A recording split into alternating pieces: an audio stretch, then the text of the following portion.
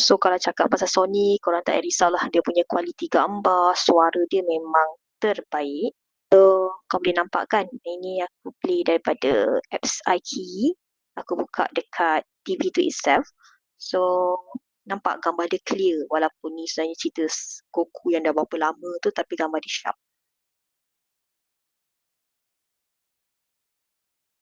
So sebab dia smart TV, so korang boleh akses apa-apa saja yang dalam korang punya Google Apps, apa-apa apps yang korang install, as long as dia, aku rasa majority macam Netflix, iQIYI, View, everything semua boleh diakses directly dekat smart TV itself, dengan syarat korang kena link korang punya Google account dekat TV tu.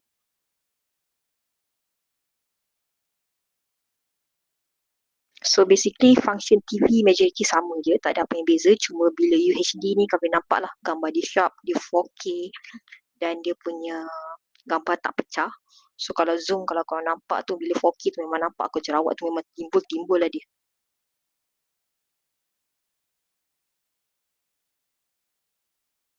So ini adalah function casting.